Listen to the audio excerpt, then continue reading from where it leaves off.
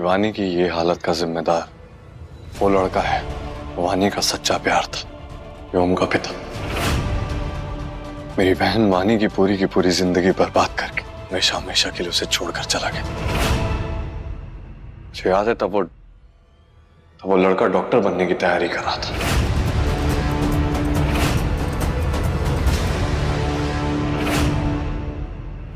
वो लड़का और वानी एक साथ एक ही कॉलेज में पढ़ाई किया करते थे।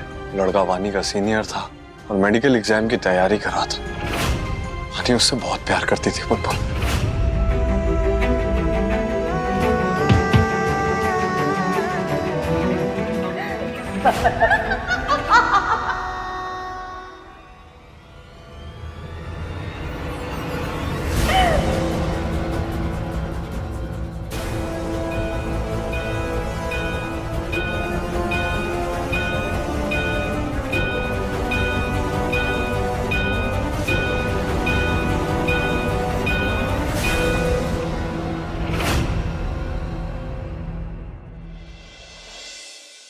उस लड़के ने मेरी बहन से बड़ी बड़ी बातें की, उसे झूठे वादे की, अपनी बातों में बहलाया फुसलाया, और जब तक मेरी बहन को उस लड़के का सच मालूम,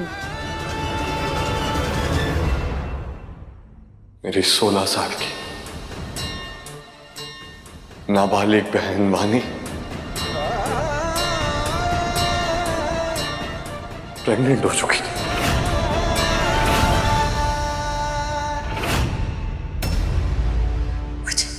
मुझे कुछ समझ में नहीं आ रहा है। तो मैं अपनी फैमिली से क्या कहूंगी, मम्मी पापा से क्या कहूंगी, तो अब हम क्या करेंगे?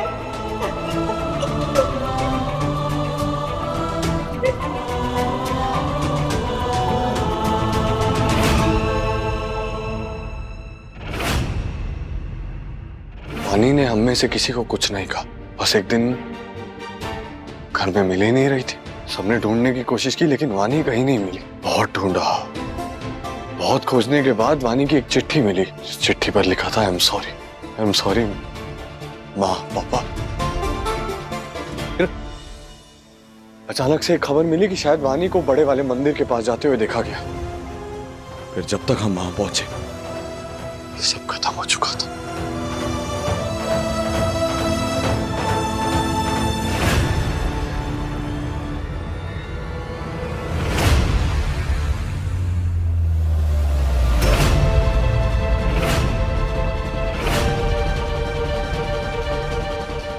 उठाओ, उठ।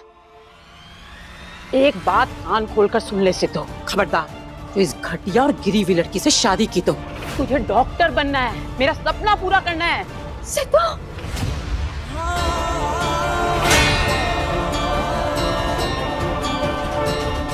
बुलबुल आज भी मेरा खून खौलता है। मुझे दुख होता है, मुझे हैरानी होती है बुलबुल। तकलीफ होती है इस बात पर कि उस लड़के ने एक बार भी वानी के लिए आवाज नहीं उठाई, एक बार भी वानी के हक में कुछ नहीं कहा, एक बार भी वानी का साथ नहीं दिया।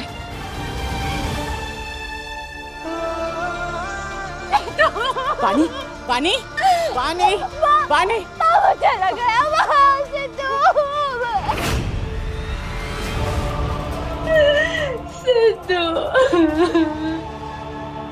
जब मैं वहां पहुंचा तो मैंने देखा कि एक सुनसान सड़क पर मेरी बहन शादी का जोड़ा पहने मेरी माँ की गोद में बस अपना आपा खो रही थी। माँ उसे बार बार संभालने की कोशिश कर रही थी लेकिन वानी सिर्फ एक ही चीज कह रही थी, वो मुझे छोड़ के चला गया। माँ सिर्फ उसको संभालने की कोशिश कर रही थी। बहुत देर उसको संभालने के बाद जब कुछ नहीं हुआ और मेरी माँ से उसकी हालत देखी नहीं गई तो मेरी माँ अपनी बेटी के लिए उस लड़के से और उस लड़के की माँ से बात करने के लिए वहां से निकली। उनसे बात करने की कोशिश की लेकिन उसकी माँ ने सिर्फ मेरी माँ को जलील किया, उनको बेइज्जत किया, उनको क्या कुछ नहीं कहा, वानी के बारे में क्या कुछ नहीं कहा। हम में से किसी ने भी उस लड़के का चेहरा नहीं देखा लेकिन माँ ने देखा। माँ को आज भी उस बेशरम और बेरहम लड़के का चेहरा बहुत अच्छी तरीके से याद है। तुम सुलक्षणा सिंह की बहू? डॉक्टर आप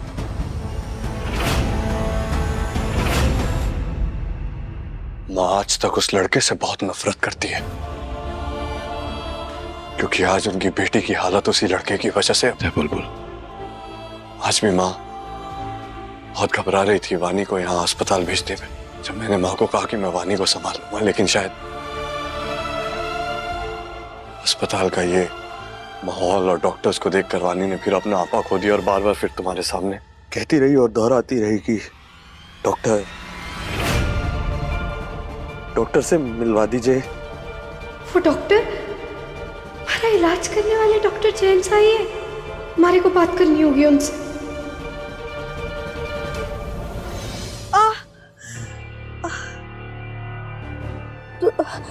थानेदार साहब, वो हमारे को ना दर्द हो रहा है, आप थोड़ा डॉक्टर साहब को बुला दीजिए ना। तुम्हें दर्द हो रहा है बुलबुल, तो तुम्हें बोलना चाहिए ना मुझे। मैं कब से बोले जा रहा हूँ तुम दर्द पर। मैं अभी जा रहा हूँ और डॉक्टर साहब को लेकर आता हूँ।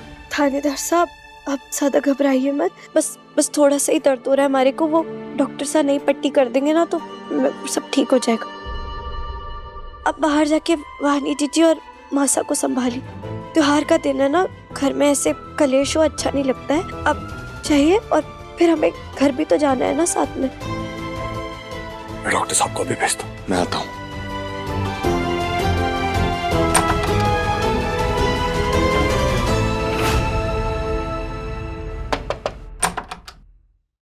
Mrs Bulbul, is everything okay? तुम्हारे हस्बैंड ने बताया कि तुम पेन में हो। आप ही हो ना वो घटिया इंसान जिन्होंने हमारी वानी चीची की ये हालत कर दी? हाँ,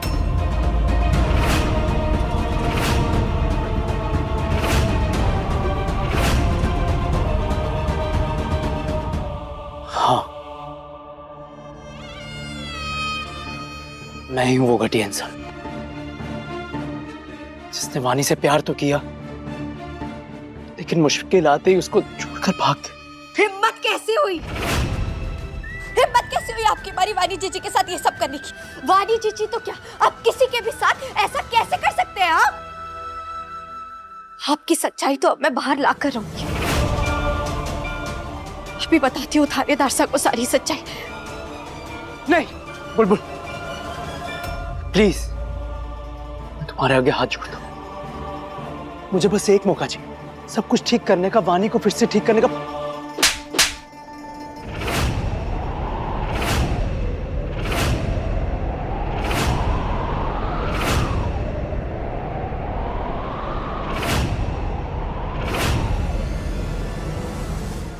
आप ठीक करेंगे? हाँ, आप ठीक करेंगे हमारी वानी जीजी को, जिनकी जिंदगी में आपने तबाही ला दी? घर की मिक्सी, स्कूटर के ब्रेक या पंखे की तार को आप ठीक कर सकते, लेकिन एक लड़की के टूटे हुए दिल को कैसे ठीक करेंगे आप? हाँ, आपके वजह से जो उनकी बिगड़ी हुई मानसिक स्थिति है, उनके जो 9 साल बर्बाद किए, वो कैसे लौटाएंगे आप? आपने जो वानी जीजी और हमारे परिवार के साथ किया है, इतना दुख दिया है, कैसे मिटाएंगे आप उसे? हाँ, मुझे बस एक कोशिश कर। आपको पता है उनके खिलाफ लोगों ने कितनी घटिया बातें करी, आपकी वजह से इतने ताने कसे। और आपको ये बात तो पता होगी, गलती चाहे किसी की भी, दोषी हमेशा एक लड़की को ठहराया जाता है, उसके चरित्र पर लांछन उठाया जाता है। आज उसी समाज की वजह से हमारी वानी चीची अपने ही घर उम्र कैद की सजा काट रही है। सब कुछ सिर्फ आपकी वजह से हो रहा है, आपकी वजह से।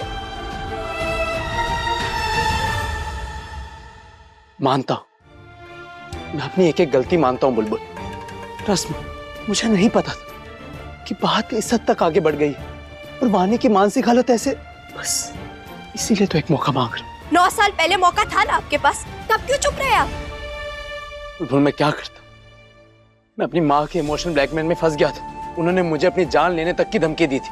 बस मैं तो उन्हें वानी को बेइज्जत करने से रोकना चाहता था, लेकिन मैं इतना मजबूर था, मैं चाहकर भी कुछ नहीं कर पाया। मजबूर थे आप?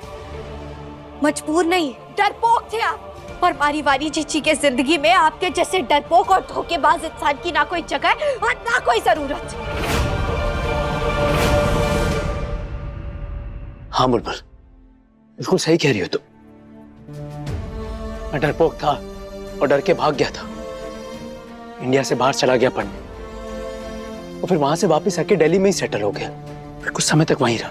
फिर अचानक पापा की तबीयत खराब हुई तो अजमेर वापस आ गया। सोचा था कि एक बार वो ठीक हो जाए तो फिर वापस लौट जाऊंगा।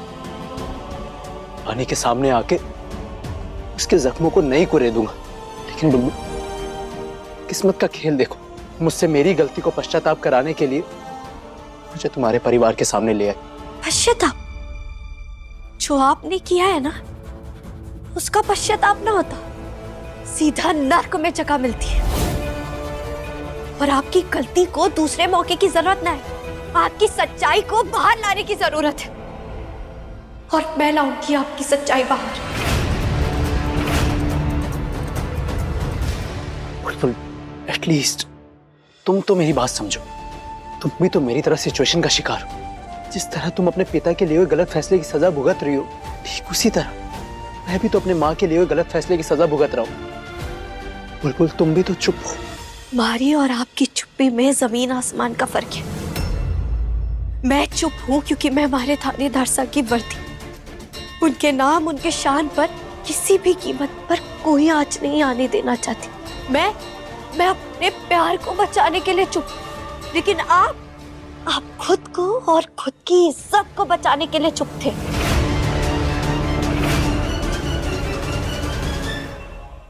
और आपको क्या लग रहा है कि आपको हमारी असली उम्र की सच्चाई पता चल गई है, तो उस बात की धमकी देकर आप हमारे को चुप बैठा देंगे? ठीक है, अपनी वानी चीची के लिए मैं ये भी कष्ट सहन कर लूंगी।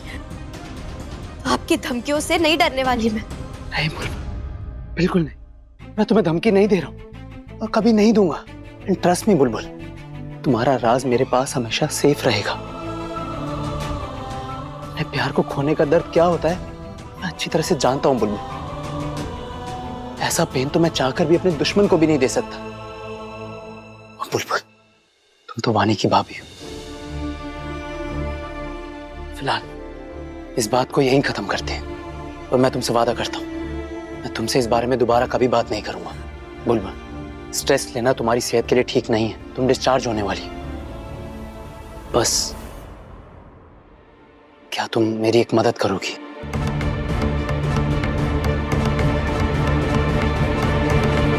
मेरी वानी का प्लीज ख्याल रखना, उसे हमेशा खुश रखना प्लीज।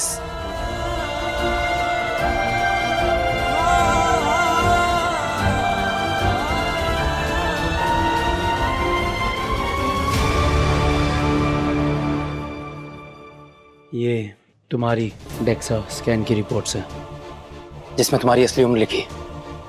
पूरी तरह ठीक होने तक तुम्हें इसकी जरूरत पड़ सकती है। इसे संभाल के रखना ताकि किसी को भी तुम्हारी असली उम्र का सच पता ना चले।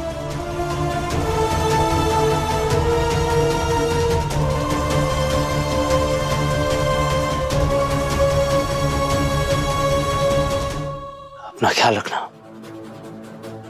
बुलबुल।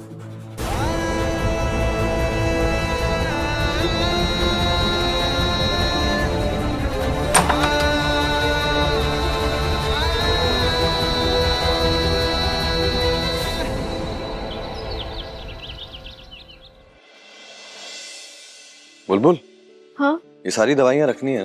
हाँ।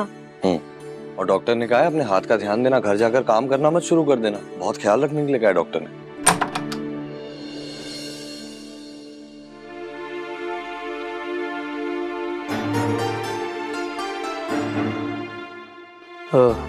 Mrs Bulbul, I hope you are fine now. तो फॉर्मेलिटीज वगैरह जितनी भी है वो हो जाएंगी। डिस्चार्ज जल्दी हो जाएगा।